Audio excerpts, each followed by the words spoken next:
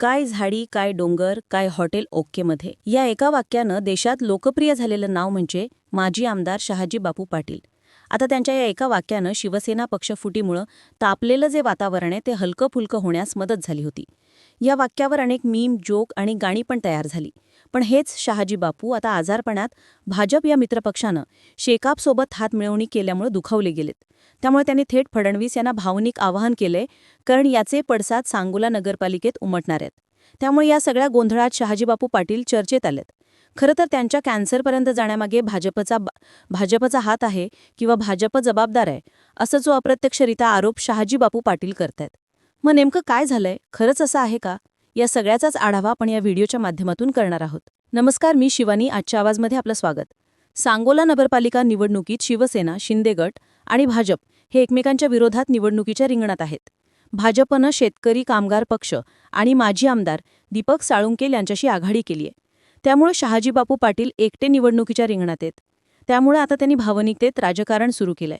आपल्याला कॅन्सर झालाय, जर लोकसभा निवडणुकीत मी उपचार घेतले असते तर आज माझा आजार एवढा वाढला नसता. मात्र आपली जबाबदारी ओळखून काम केलं असं सांगत त्यांनी आजच्या राजकारणावर नाराजी व्यक्त केली. शहाजी बापू म्हणाले, लोकसभा निवडणुकीत माझं आजारपण मी अंगावर काढल्याने ते कॅन्सरपर्यंत गेलं. लोकसभा निवडणूक सोडून जर मी उपचार घेतले असते तर आज माझा आजार असा बिकट कॅन्सरपर्यंत गेला नसता. मात्र आपली जबाबदारी ओळखून मी उपचार घेणं टाळत लोकसभेचा प्रचार केला आणि भाजपला 15,000 मतांचं लीड मिळवून दिलं. आपल्याला कॅन्सर असल्याचं सांगितल्यामुळे शहाजी बापू गंभीर आजाराशी झुंज देत असल्याचं आता समोर आलंय. त्यांनी एक प्रकारे आपल्या आजारपणाला भाजप जबाबदार असल्याचा ठपका ठेवलाय.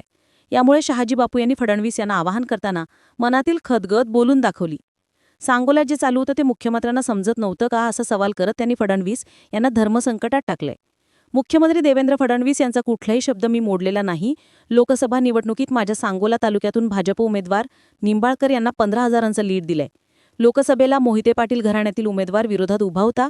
अत्यंत बिकट परिस्थिती होती, पण मी रणजितसिंह निंबाळकरांसाठी ते आपल्या मित्रपक्षाचा उमेदवार आहेत म्हणजे आपलं कर्तव्य असं समजून मी केलं. पण आपल्याला मात्र एकटं टाकण्यात आलं. मुख्यमंत्री देवेंद्र फडणवीस आणि राज्यातील भाजप नेत्यांविषयी माझ्या मनात आदर आहे, पण निवडणुका हाताळणाऱ्या भाजपच्या प्रमुखांनी विनाकारण चुका करून ठेवल्यात, असं म्हणत शहाजी बापू यांनी भाजपचे नेते आणि सोलापूरचे पालकमंत्री जयकुमार गोरे यांच्यावर निशाणा साधलाय. तसं पाहायला गेलं तर लोकसभा निवडणुकीत सांगोला मतदारसंघात भाजपनं बहुमत मिळवलं होतं. म्हणजे सांगोल्यात भाजपचे उमेदवार रणजितसिंह नाईक निंबाळकर यांना 89,038 मतं मिळाली होती, तर महाविकास आघाडीचे धैर्यशील मोहिते पाटील यांना 84,556 मतं मिळाली होती. म्हणजे सोलापूर जिल्ह्यातील फक्त सांगोला मतदारसंघातच भाजपला नाममात्र का असेना पण आघाडी मिळाली होती. त्यामुळे शहाजी बापू पाटील यांचा दावा या ठिकाणी योग्य आहे. पण एवढं करूनही मित्रपक्ष प्रतारणा करत असल्याचा ठपका शहाजी बापूंनी ठेवलाय. आता शहाजी बापू पाटील यांच्या राजकारणाबद्दल बोलायचं झालं तर शहाजी बापू पाटील हे शिवसेना शिंदे गटाचे माजी आमदार आहेत. शिवसेना शिंदे गटात असल्या शहाजी बापू यांची सुरुवात काँग्रेसमधून झाली आहे. 1990मध्ये शहाजी बापू पहिल्यांदा विधानसभा निवडणुकीच्या रिंगणात उतरले, पण शेकापचे गणपतराव देशमुख यांच्याकडून त्यांना पराभव स्वीकारावा लागला. 1995ला पार पडलेल्या निवडणुकीत शहाजी बापू पाटील यांनी मागील निवडणुकीचा पराभवाचा जो वचपा आहे तो काढत गणपतराव देशमुख यांना फक्त 192 मतांनी पराभव करत विधानसभेत प्रवेश केला. यावेळी शरद पवार यांनी 1998ला काँग्रेसपासून वेगळं होत राष्ट्रवादीची स्थापना केली. त्यावेळी शहाजी बापू यांनी राष्ट्रवादीत प्रवेश केला, पण राष्ट्रवादीनं गणपतराव देशमुख यांना पाठिंबा दिल्यानं त्यांनी 1999ला अपक्ष निवडणूक लढवली, पण यात त्यांचा परत एकदा पराभव झाला. पण पुढे 2004-2009 या निवडणुकीत त्यांना पराभव स्वीकाराविषयी नामुष्की ओढवली. सलग 3 पराभवामुळे शहाजी बापूंनी राष्ट्रवादीला रामराम करत 2014 विधानसभेपूर्वी शिवसेनेत प्रवेश केला. पण 2019 भाजप शिवसेना युती झाल्यामुळे आणि त्यातही सांगोला मतदारसंघ शिवसेनेसाठी सुटल्यामुळे ते 2019 शिवसेनेच्या तिकिटावर लढले. यावेळी मात्र वयाचं कारण देत गणपतराव देशमुख यांनी माघार घेतली. मग गणपतराव देशमुख यांचे नातू अनिकेत देशमुख यांच्याशी शहाजी बापू यांची लढत झाली आणि त्यात ते विजयी झाले. फक्त 674 मतांनी शहाजी बापू विजयी झाले.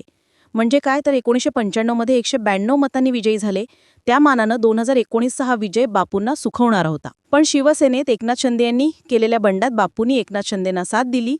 विशेष म्हणजे 2019ला बापू हे शिवसेनेचे सोलापूर जिल्ह्यातील एकमेव आमदार होते. त्यांनीही शिंदे यांची साथ दिली. त्यातूनच ते गुवाहाटीला गेले आणि तिथेच त्यांनी आपल्या एका कार्यकर्त्याला फोनवर बोलताना एका डायलॉगामुळे बापू अख्ख्या राज्यात प्रसिद्ध झाले.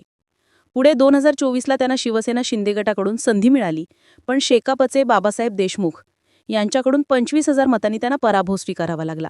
सध्या ते शिवसेनेचे सांगोला तालुक्याचं नेतृत्व करतात आणि हे करत असताना नगरपालिका निवडणुकीत भाजपनं युती धर्माचं पालन केलं नाही असा आरोप त्यांनी केला.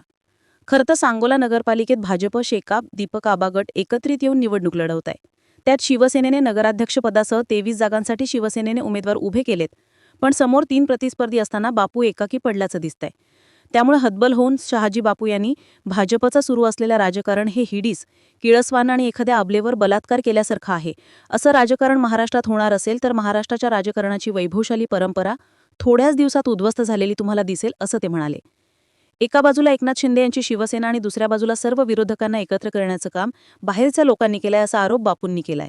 त्यामुळे त्यांनी अप्रत्यक्षरित्या जयकुमार गोरे यांच्यावर टीका केली होती आणि यावर जयकुमार गोरे यांनीही देखील पलटवार केलाय. ते म्हणाले, गेले 5 वर्ष सांगोल्यासाठी एवढा मोठा निधी मिळूनही विकास कामे का झाली नाहीत याचं उत्तर आधी शहाजी बापूंनी द्यावं. ते माझे चांगले मित्र आहेत, पण त्यांनी आत्मपरीक्षण करावं. दुसऱ्याला दोष देताना आपण काय केलंय हे तपासून पाहिलं पाहिजे, असं जयकुमार गोरे म्हणाले. अर्थात गोऱ्यांनी सल्लावाचं टीका केल्यामुळे भाजप माघार घेणार नाहीये आणि जो आरोप भाजपवर केलाय तो मान्य करणार नाहीये हे स्पष्ट संकेत मिळालेत. भाजपच्या खेळीमुळे दुखावले गेलेले शहाजी बापू यांचा आजारपणाचं भावनिक काठ भाजप विरोधात निवडणुकीत उपयोगी पडेल का? की भाजप बापूंचं सांगोल्यातील हे जे अस्तित्व आहे त्यालाच आव्हान देणार आहे? महायुतीतील या गटबाजीचा विरोधकांना लाभ होणार आहे का? मग मतदार कोणाला साथ देतील याची उत्तरं येत्या 3 तारखेला मिळणार आहेत.